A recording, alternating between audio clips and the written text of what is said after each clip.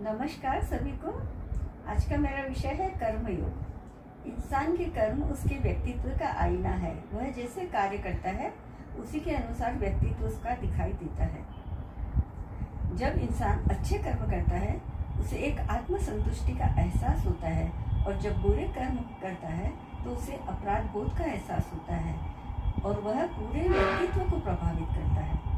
अगर आप भारत या किसी पूर्वी देश के निवासी हैं तो ये बात आपने अक्सर सुनी होगी। कर्मयोग के बारे में भगवत गीता में बताया गया है। गौतम बुद्ध ने भी कर्म के महत्व के बारे में शिक्षा दी और बौद्ध धर्म को मानने वाले कर्मों में यकीन करते हैं। बहुत सारे धर्म अब कर्म योग को अपना चुके हैं, तो क्या हर सवाल का जवाब कर्मों में मिल सकता है? कर्म का अर्थ क्या है? कर्म के सिद्धांत के अनुसार हमारे कर्म और उसके पीछे का इरादा हमारे भविष्य को प्रभावित करता है।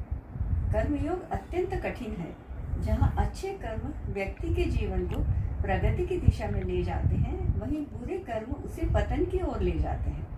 धर्म ग्रंथों के अनुसार अशुभ कर्मों का फल अवश्य भोगना पड़ता है। गोस्वामी तुलसीदास जी ने भी रामचरितमानस के माध्यम से यह बताने का प्रयास किया है कि जो जैसा कर्म करता है उसे वैसा ही फल भुगतना पड़ता है। इसीलिए यह नितांत आवश्यक है कि हम अपने कर्मों का लेखा जोखा करें। हमारा अगला जन्म किस प्राणी के रूप में होगा, यह सब कुछ हमारे कर्मों पर ही निर्भर करता है।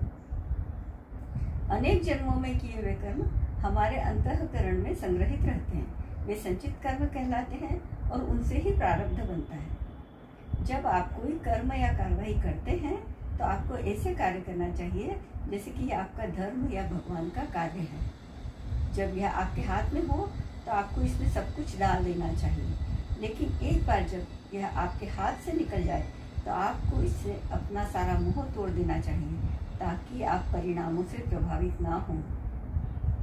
कर्मयोग अन्य योगों, भक्ति योग, ज्ञान योग, राजयोग की तरह आपके मन को शुद्ध करेगा और आपको आध्यात्मिक मुक्ति की ओर ले जाएगा। हमारे पुराण कहते हैं हमारे कर्म एक जन्म नहीं, हर जन्म में अपना परिणाम दिखाते हैं। पुराणों में बुरे कर्मों से बचने के लिए माफी का विधान है, पर उसके लिए भी हमें अच्छे काम करके अपने आप को सुरक्षित करना होता है। यह कर्म का सिद्धांत का नियम है। बहुत सारे धर्म अब कर्म के सिद्धांत को मान चुके हैं और अपना चुके हैं। सार बात यह है कि कर्म के बिना कोई रह नहीं सकता।